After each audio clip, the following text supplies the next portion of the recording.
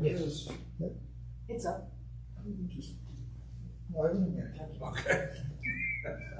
I thought you said get that light on. Everybody. It would explode.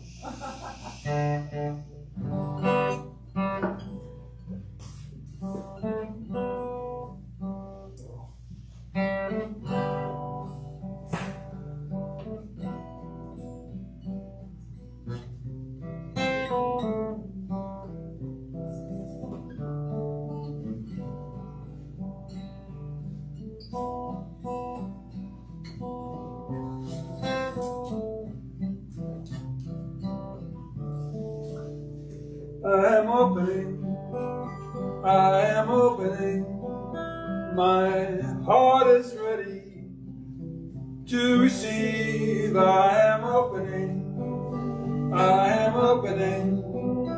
my heart is ready to receive. I am opening, my heart is ready to receive.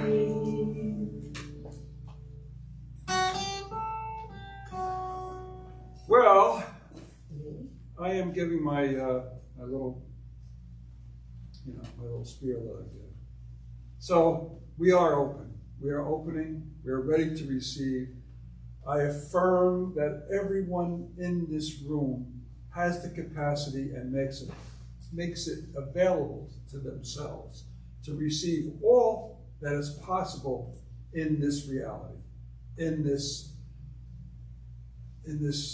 vision that we live in. So I choose to know that this meeting of the Center for Spiritual Living is the one. It is the one that's going to move us forward into our greatest reality. I am opening, my heart is ready to receive. I am opening, my heart is ready to receive. Good morning. Welcome to the Center for Spiritual Living Princeton. My name is Regina Quince, and I'm one of the licensed practitioners here at the Center for Spiritual Living. And John Hearn, one of our licensed practitioners, has been conducting a visioning class.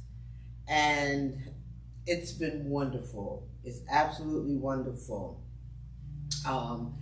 Last class, there was a question about what is mental equivalent?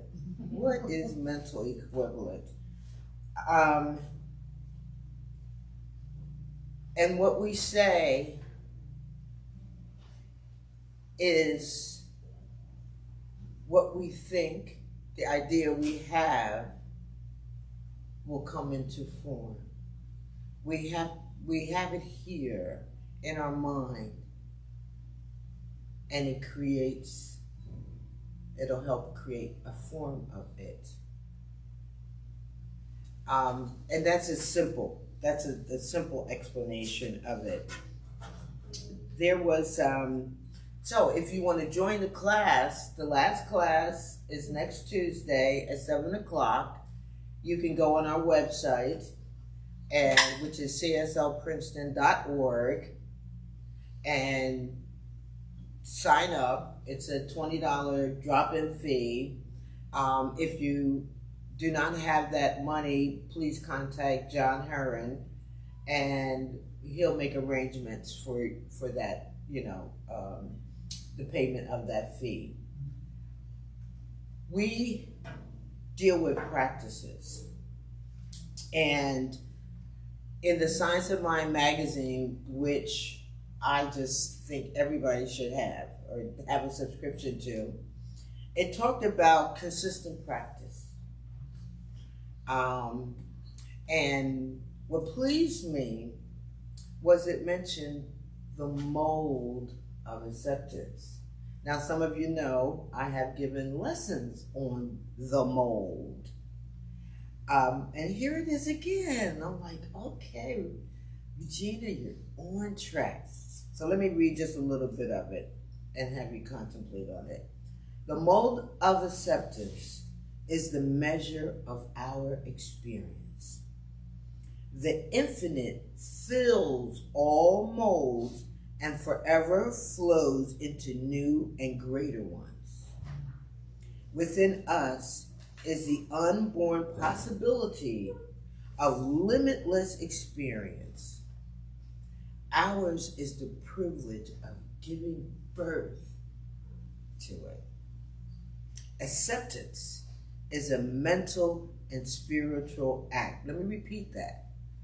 Acceptance is a mental and spiritual act. The mind accepting its highest hope in complete confidence, placing its entire reliance on a power greater than itself. So, we have some work to do in accepting those ideas that are seated in us so we can allow those ideas to come into form. That's what we do, and that's what we practice. So enjoy the service, and namaste to you. Namaste.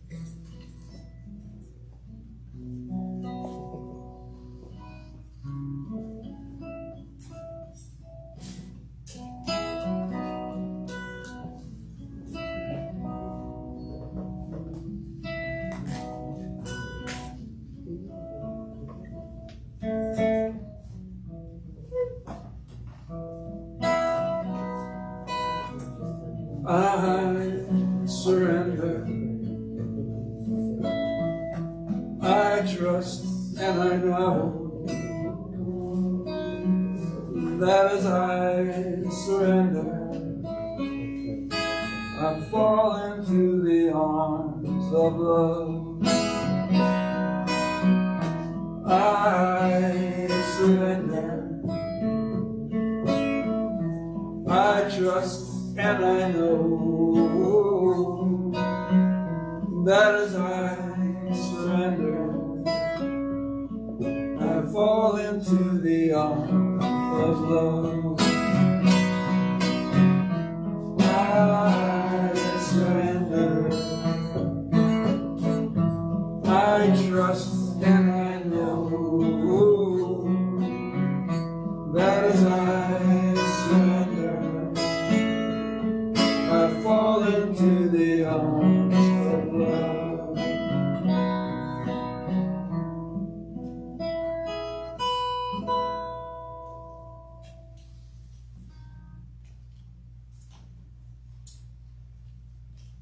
I surrender. I fall into the arms of love. That's a really nice idea.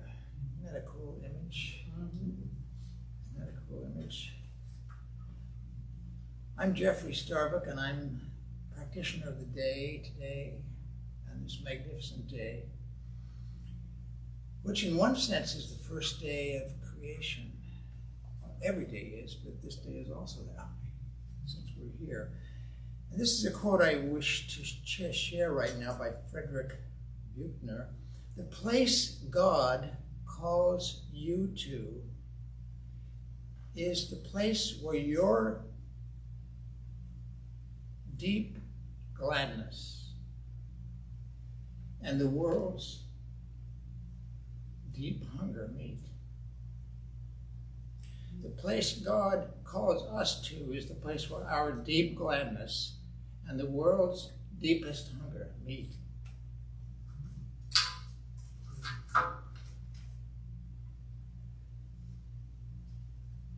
And our beloved Thomas Troyd, my mind is a center of divine operation. The divine operation is always for expansion and fuller expression. And this means the production of something beyond what has gone before, something entirely new, not included in past experience, though proceeding out of it by an orderly sequence of growth. Therefore, since the divine cannot change its inherent nature, it must operate in the same manner in the same manner in me. Consequently, in my own special world, in my own special individual world, of which I am the center, it will move forward to produce new creations, always in advance of any that have gone before. Always. As I'm saying this, I'm thinking about it. I'm listening to it. Always in advance of any that have gone before. Everyone take deep breath in, please, through the nostrils. And breathe out through the nostrils. And once again, breathe in deeply through the nostrils. Breathe out through the nostrils. This is the breath of life going on. The universe is breathing as us. Breathing in again. Hold the breath and breathe a little bit more if you want. Breathe out. And now allow the breathing to proceed on its own. It knows how to breathe. The body knows how to breathe. The universe as us knows how to breathe this body, which is ours, our individual focus point. And that's good.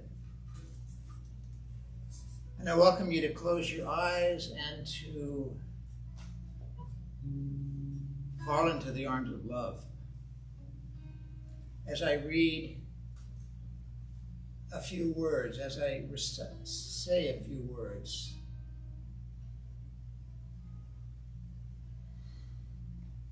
allow your breathing to continue. Allow yourself to be completely relaxed and surrendered to the chair upon which you are sitting, which is being supported by the earth, the floor on which the chair is.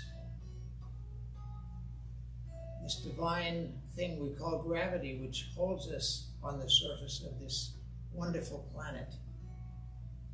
It's very reliable. We are being called forth to a new beginning. The great power that has created and is creating all and everything is at work in us. Ideas are always available. They're in the air all around us as we speak. The ideas we most need and are receptive to are already present for us to receive. We are now harvesting these ideas, the best ideas. They are arising seamlessly, spontaneously, from within the contours of our minds.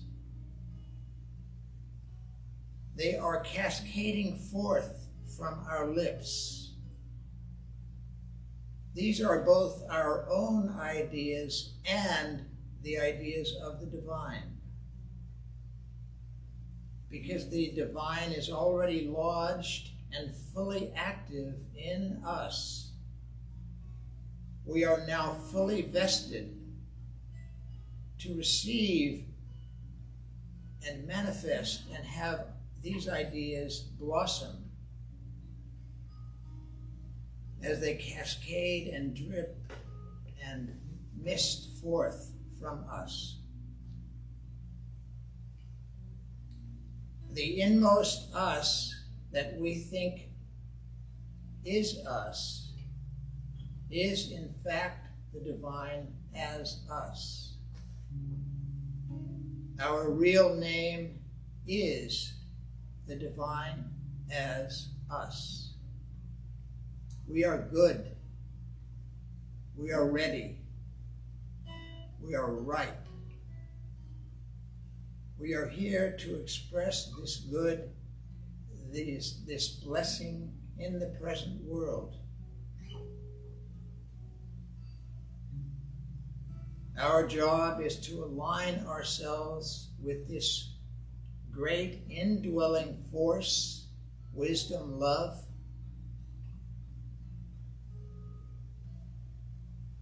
part of which is to realize we have never, ever been apart from us, from it.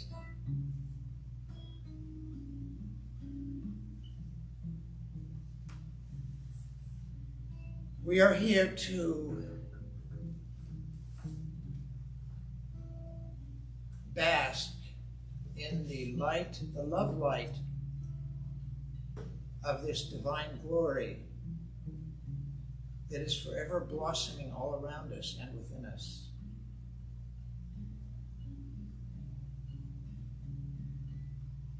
We are here to be guided by this love light and to speak it forth as we go forth into the world and listen and hear the divine melody everywhere.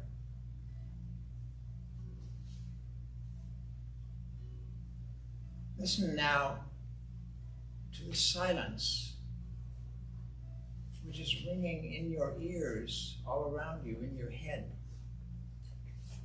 in the space around your physical body.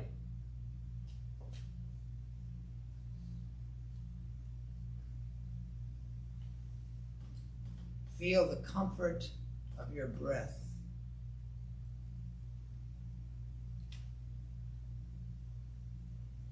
Feel the ease within the body.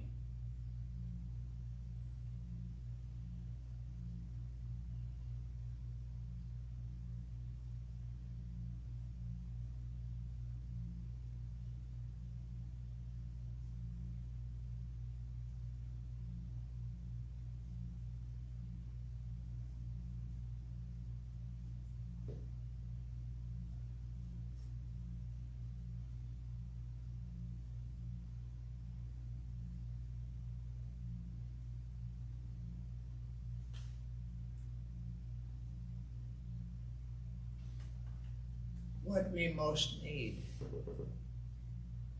is present now. And it is good.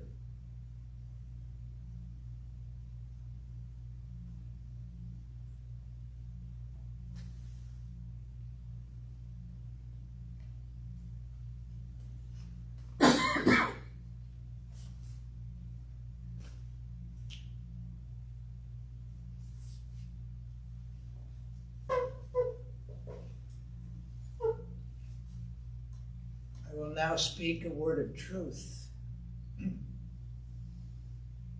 This word of truth for all those who are present. All those present here in body and all those who are listening at any time in the so-called future that they are listening. Because the time is always now.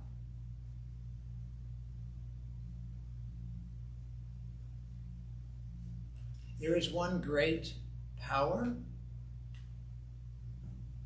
It is love, it is light, it is beauty, it is joy, it is good.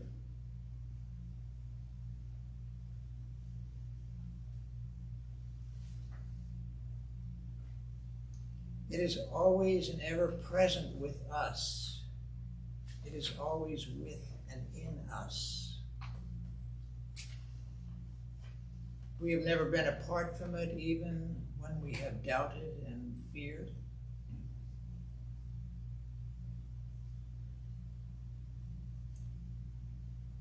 And we now allow this light, this love light, this beauty, this wisdom to blossom and spring forth in our life, in our physical bodies, It is called health and vitality and resilience and energy.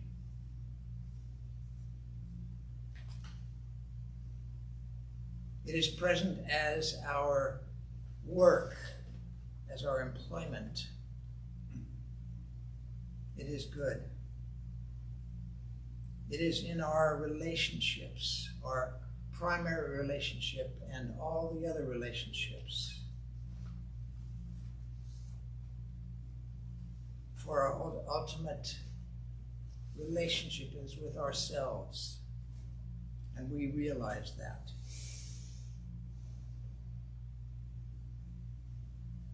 So this word of truth is now spreading all throughout our lives, into every crack and crevice. And any places that have seemed to be dark are now light, are released. Any limiting ideas about our existence is now released, is now recognized as being not.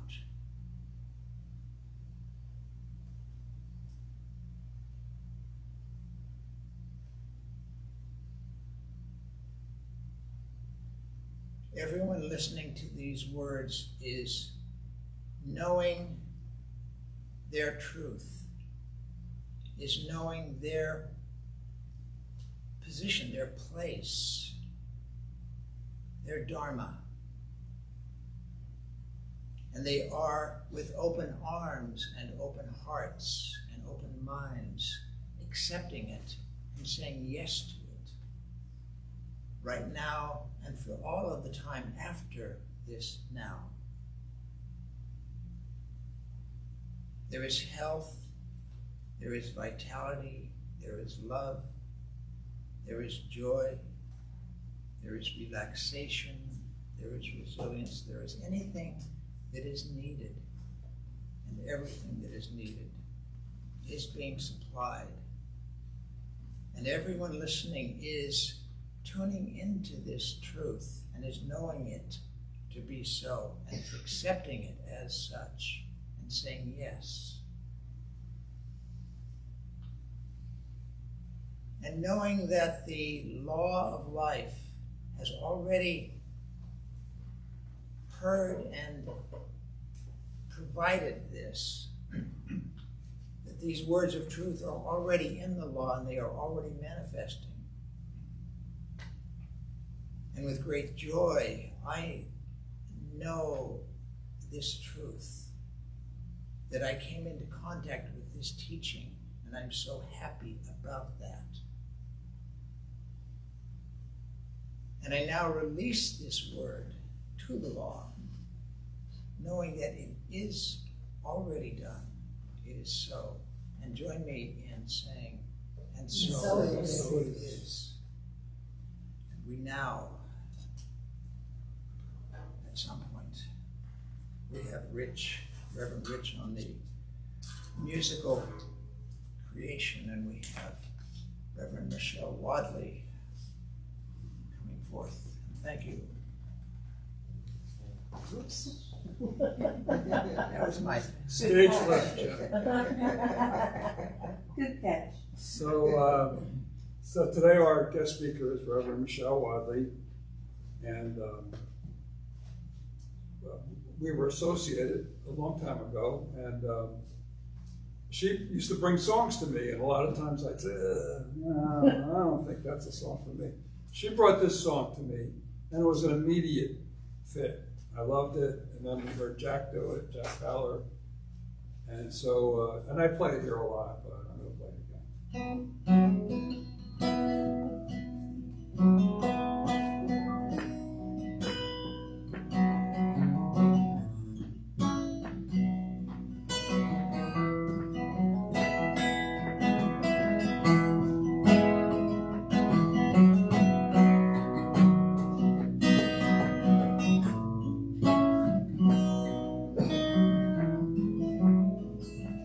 When I was a boy tweak, Sunday we would go to church, pay attention to the priest, and he would read the holy word and consecrate the holy bread, and everyone would kneel and bow. Today the only difference is everything is holy now. Everything is holy now. When I was in Sunday school, we would learn about the time Moses split the sea in two, and Jesus made the water wine. I remember feeling sad that miracles don't happen still, but now I can't keep track, 'cause everything's a miracle.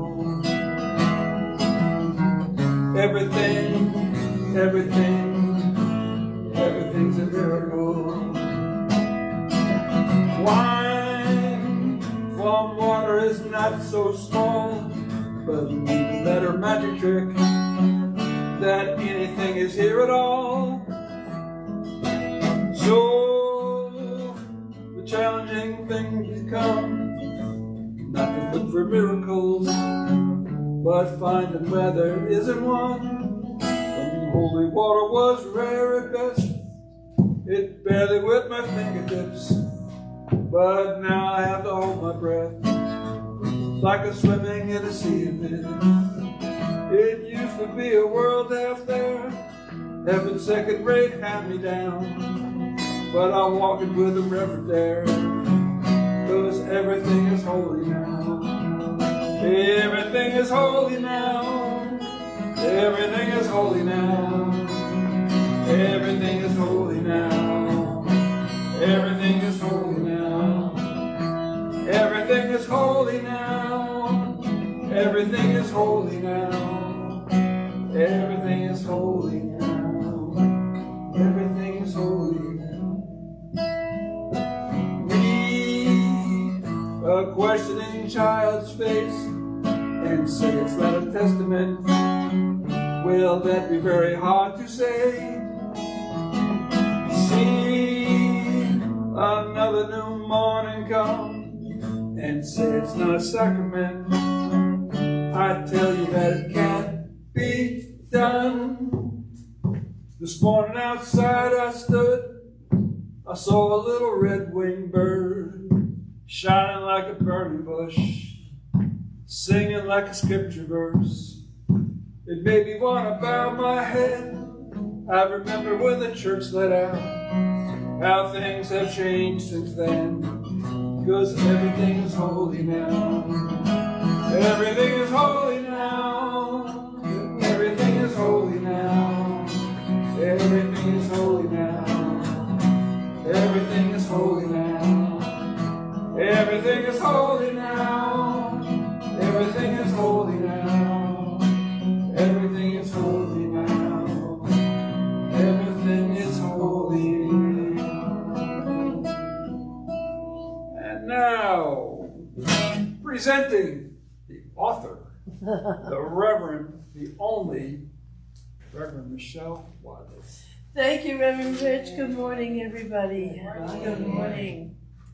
It seems like everybody either we are having a synchronistic day or you all read the description of my Sunday talk and chose accordingly, because everything you read and everything you said and everything you sang has already really delivered the message.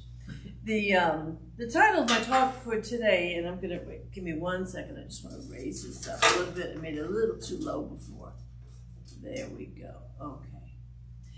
So the title of my talk today is Now is the Only Time. And the description was, we often confuse patience with resistance. We also confuse co-creation with outlining our desired manifestations. And so I wanted to bring some clarity about that. But really what I'm feeling more about right now is the now. I'm really inspired by everything that just took place and the things you said and the readings that you read in God knows I really, do you know that they barely offer Troward anymore at all in training? Wow. It is not, I know it's shocking to us who came from that side of the organization, but it's kind of scooped up into one course called Roots, but it's barely touched upon. And I think that should be given 16 weeks, and it's down to like a couple of weeks. A little thick read, as you all know. It was a little. I took that course 3 times before I finally got it. I mean, that's the truth. So I have lots of notes, but I don't know that I'm going to get to them, because how can I speak about the now from something I created at another time, right?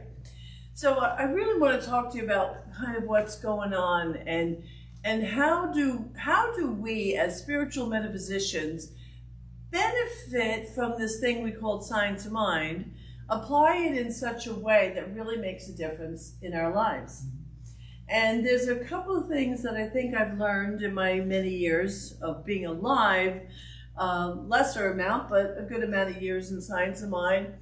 And one of them is I'm pay attention live time. I'm not one of those people who has a set of spiritual practices at the same time every day and then I go off and do my thing. My spiritual practice is my life. And that means the now of my life. And recently I've had reasons to be distracted. I have been distracted. I will tell you, I have been distracted, and I have been in a bit of a struggle a number of times recently. And one of them was just ridiculous, but it was my baby just got married a couple of weeks ago. And when I tell you I acted like I was unconscious, that's just to be kind. Because first of all, I didn't realize I have 3 sons, but only one other got married, and they did it so simply, it was ridiculous. And so I did not know that I was responsible for the rehearsal dinner when they get married. Oh, okay. So I thought, oh, how much could it be? A rehearsal dinner, it's the bridal party, right? A few visiting people. Oh no, they don't do that anymore. Now there's rehearsal dinners we have 41 people. The last one a friend of mine went to had 75. That's practically a wedding as far as I'm concerned. And so I used to do the stuff with my eyes closed. Catering is what I did. Matter of fact, I got out of the kitchen and the catering business so I didn't have to work nights and weekends. That didn't work out so well. Because I went into ministry, which is nights and weekends. But what I'm trying to say to you is that when I found out that's what was happening, my middle son, who's a chef, said, "Mom, come on, I'll help you. We'll make the food ourselves." I thought, great, we can do that. I can do that with my eyes closed. And I thought, I get to be in the kitchen with my son. I'll have a great time, because food is what I've done for a good part of my life. And then in the middle of preparing and doing all this stuff, my husband came down with, he received a diagnosis of cancer. So when I tell you I was thrown out of my present spot, my present sense, my presence, when I was thrown off. And I gained a lot of appreciation for people who don't have the awareness that we have. And it's a lot of empathy, because at least while I got thrown off my game, I know where my game is. Like I was never going to be there forever, but I've done a lot of having to let myself go out and about and come back around to that present moment and to that, this space and time. Not that it's been easy. It has not been easy. But I was so worked up and distracted between my husband and the wedding and this and that. The day of, all I wanted, I pay attention in the now moment. I pay attention to my mind and my conditioning. And I was caught up because I realized I really wanted my son's approval, which really comes down as I wanted him to love me. Why would I suddenly think that, and Reverend Rich knows, Seth and I were close. I was a single mom with him. He was there in all of our the Sunday celebrations and classes and drumming circles and visioning. He just kind of sucked this stuff up through his bones. So how did I make that mean something else? And the only answer can be that I wasn't being present. I was not being present, because pain and suffering, while physical pain can exist in the present moment, that isn't what was happening. But I was in some suffering, and that suffering was existing because I was projecting.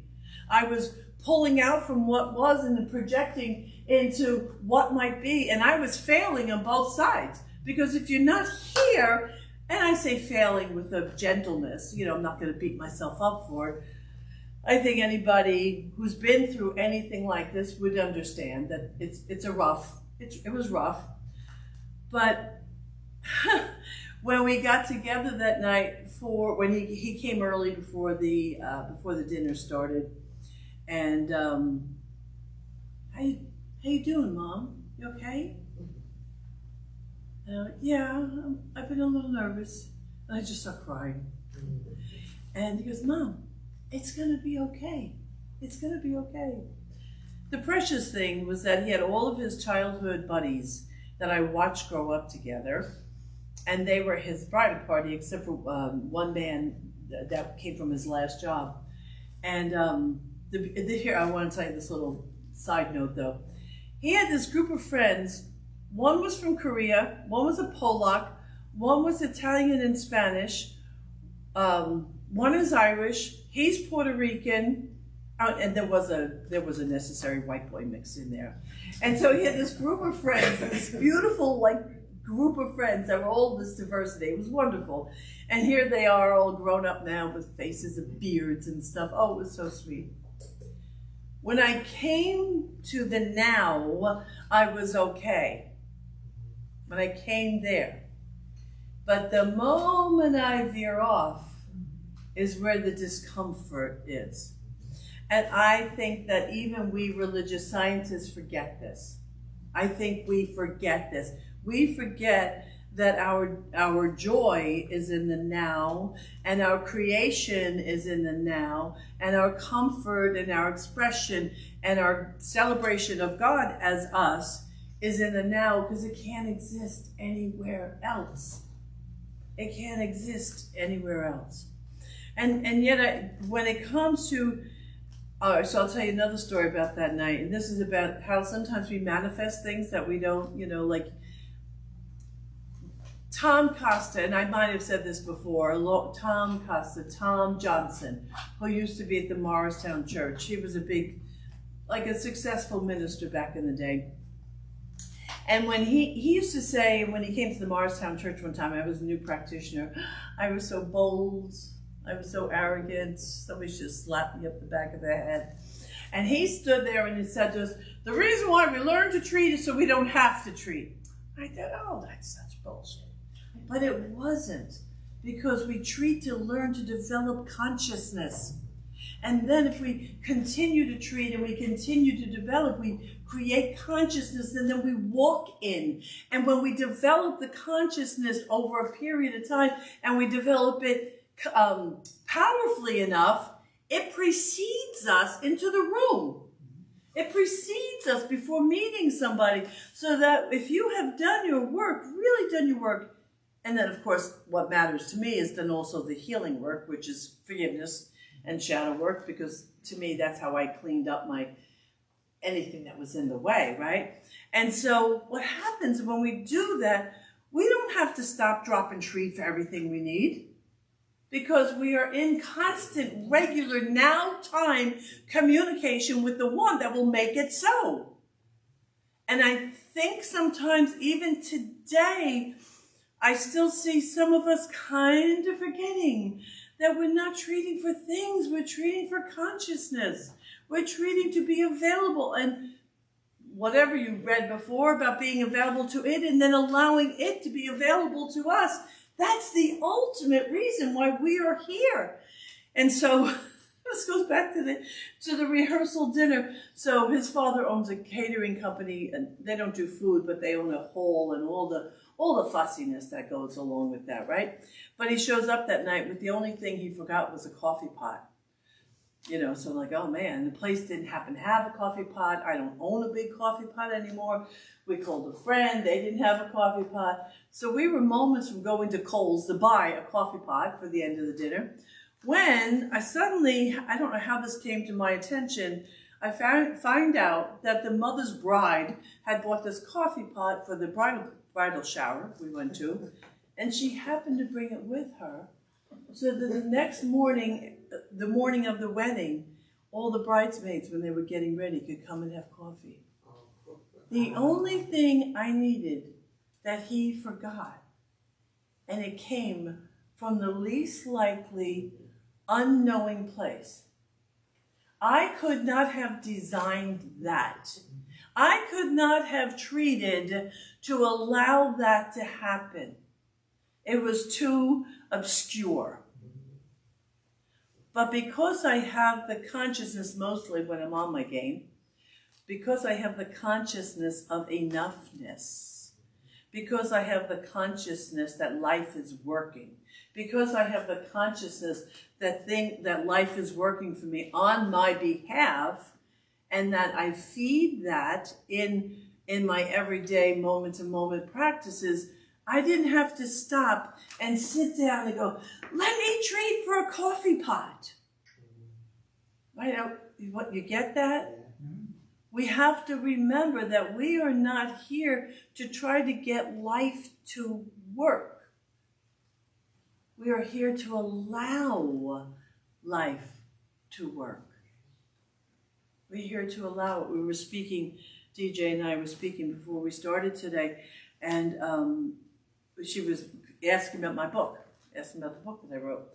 And I've written a few, but this is one by a publisher. And I said to her, I could not have seen that coming. I don't know myself. I don't identify. I appreciate you calling me that, but I don't necessarily identify myself as an author. That's not how I've seen myself in my life.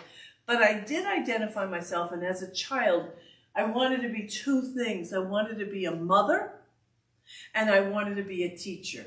And I never knew what kind of teacher. I don't think I ever wanted to be in the classroom. Even volunteering, I bless those teachers and don't know how they get through lots of screaming kids. But I wanted to be a teacher. And so for me, my books are not about me espousing some kind of inspirational something. It's about teaching how... I had to describe, I was a reader the other day in my grandson's classroom.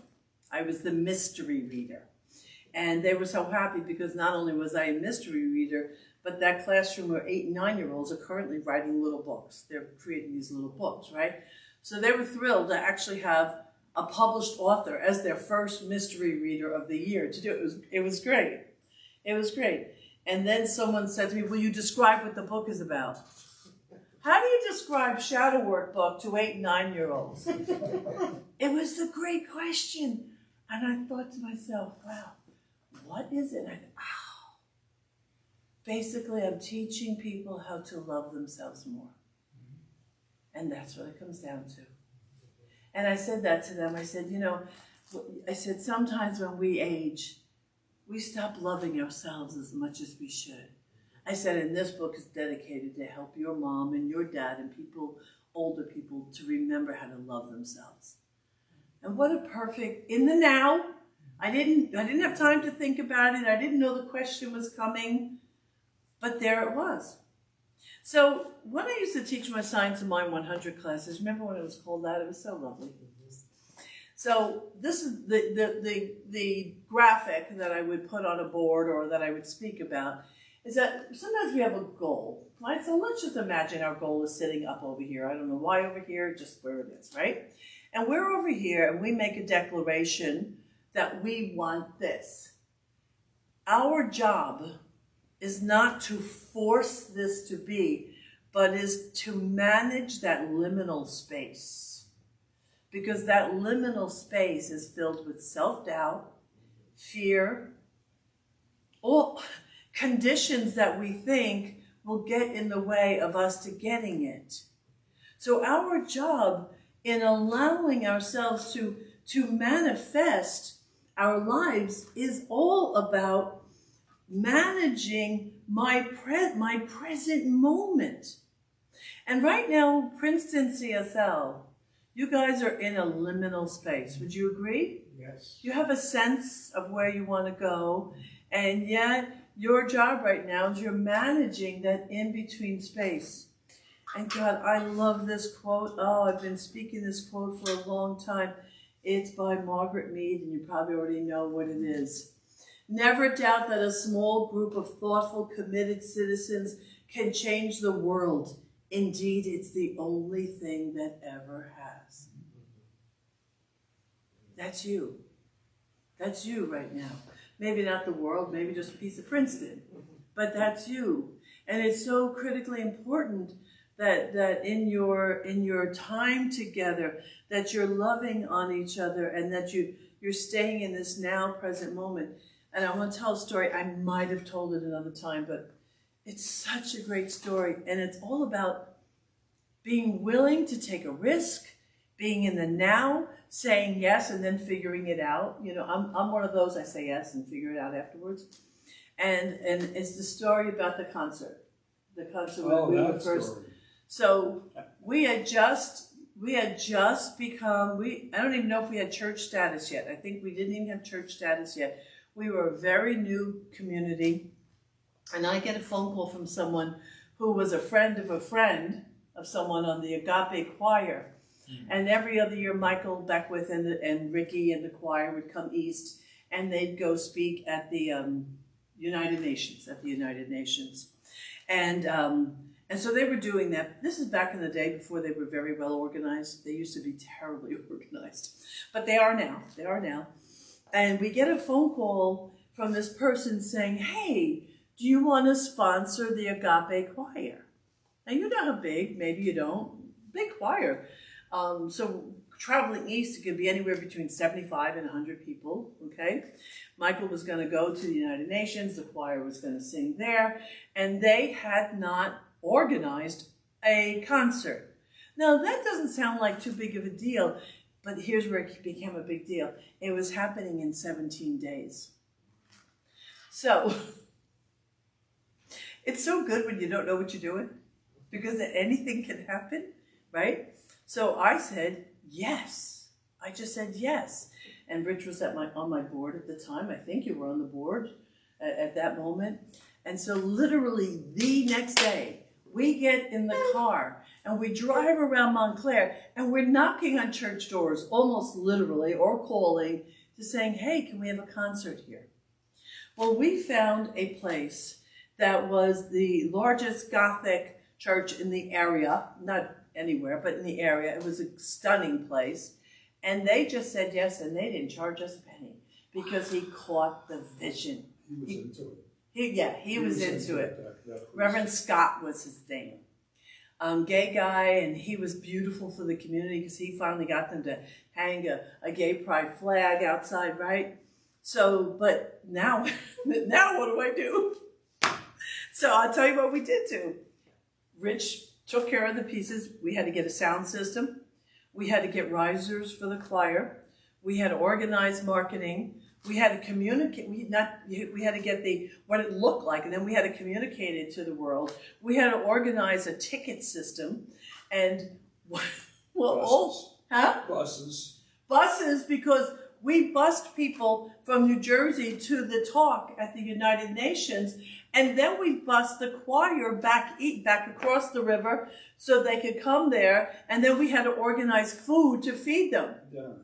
No small feat. It was March. The weather was not lovely, except for that day. There was a break in the weather. Again, thank God I didn't know what the hell I was doing. I could have failed 50 different ways, but we didn't. And then Ricky got me on the phone, and Ricky didn't know me. Now she knows me, but she didn't know me then. And so she's wondering, is this chick going to pull this off, right? And we were visioning long distance, by phone. But what she also doesn't know, I don't know if you remember this, my back went out. When my back used to go out, it went out. oh man, I was on my back visiting with her on the phone, not telling her I'm on my back, because I'm demanding that my body rise up for this occasion. And it did. And the weather parted. And we had like 400 people, you know, I mean, and Reiki always called us the little church that could. Right? Well, when I went to California to the symposium that summer, we all had to introduce ourselves. And I introduced myself as being from Montclair. And Ricky said, oh, you're from this? He's from a little church that could. And she told the story to all those people from all over the place. It was a phenomenal thing, but here's my point. Had I hesitated, had I thought about it, had I contemplated how many ways this could have screwed up, if I had contemplated the amount of work, but instead I lived into the yes. And everything fell into perfect place. It was a glorious experience. It was the most amazing night. It was, and we ended on the song, I love myself so much. no, the one that ends with Om, Spirit upon us. Spirit is upon us. You do, I promise. I just don't remember the name of it right now. And so it comes in, and everybody's singing, and then it goes, yes. Spirit of God is upon us. Yes. And so the last sound is the Om. And Michael, I didn't want to break that silence, and Michael hands me the microphone. I really didn't want to say anything because I didn't want to ruin the moment. It was stunning. And so all of this is to tell you that the glorious possibility of life, our potentiality, lives right in front of you. And if you're veering off to worry about what's going to happen, or you're dragging your fears from what was into the now, it can't happen. It's got to be now. Princeton we need these teachings to stay alive. I know I sound like an evangelist in some ways, but I am, because I travel a lot now. I travel the country and Canada, speaking and, engaging people. And I see the world needs us. It needs you and you and you and you. Like, it needs us. It needs us to be these people, we the people of possibility and potentiality. It needs us. And so when we're walking around the planet, it's important that we are the all of us. At every moment, it really truly is. And I hope in some way this helps you to feel even more important than you might feel already, that the necessity of you. I would like you to feel the necessity of your essence, each and every one of you, practitioner or visitor. It doesn't matter. Because how we walk into the room and the consciousness that we carry is what makes the difference, yes? Yes. Okay, let's treat on this. Oh, there is a sweetness, a power, a presence, a love. It is good, it is glorious. It ebbs and flows, it moves. It is our very breath. It is the beating of our heart, is the blood as it moves through our veins. And God, as that activity heals us, reveals the truth as us. It seeps into us at a cellular level.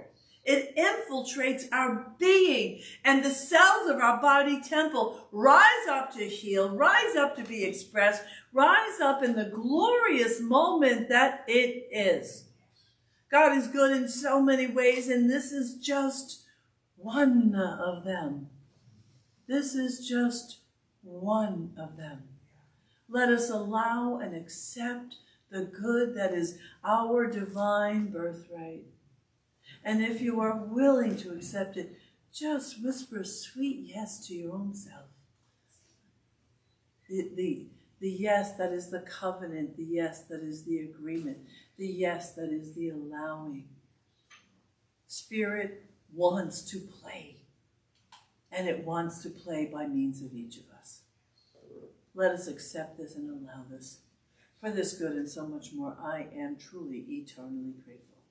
And so it is. So it is. Thank you. Wow. share one thing. If you're not on my email list, please sign up. I'm about to teach a class with the Jen Shinshera book, Badass. I love her. She is a riot. And it's a class that'll be fun. It's not my normal heavy shadow and, forgiveness work. It's a fun thing. So come on my website and check that out. And thank you for always having me. Thank you. Thank you. And come again.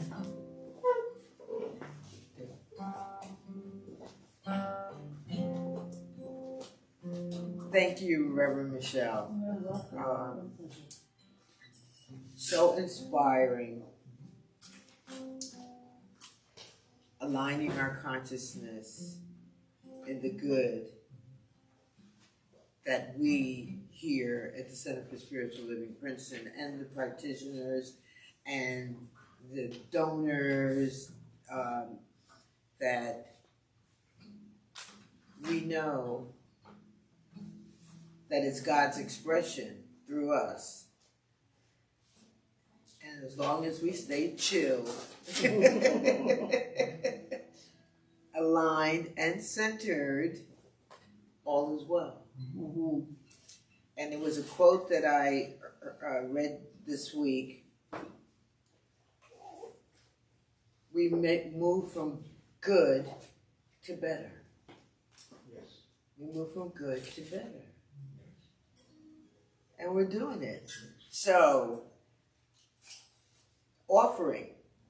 And let me read this. We do not give because God needs to give, but because the giving increases, broadens, and deepens the life of the giver. And I'm going to stop there. I want to thank everyone who chooses to donate to the Center for Spiritual Living Princeton. I mean, we get mail. There's a consciousness that invests in this teaching. They love this teaching. They want this teaching, and they want it here. So I'm going to pass this around. You in virtual land, you can go to centerforspirituallivingprinceton.org and hit that donate button, and we do get it. I'm the treasurer. I see it. I post it, and we pay bills with it.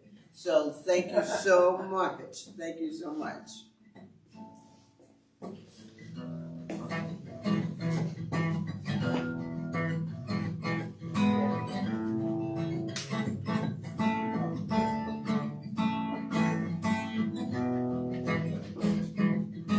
Grateful, grateful, grateful, yes, I'm grateful. Grateful, grateful, grateful, yes, I'm grateful. Grateful, hello little doggy. Grateful to the doggy.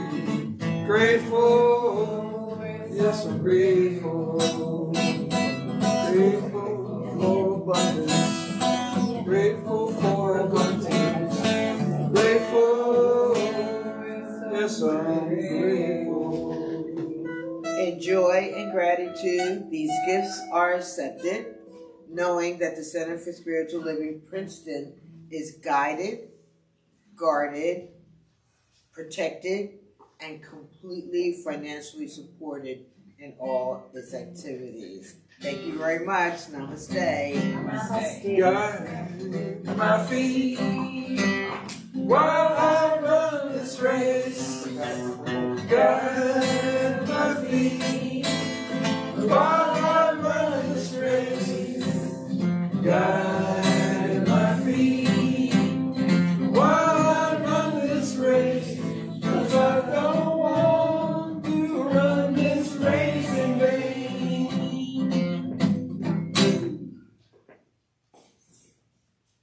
Close it. That's it. But I That's think it?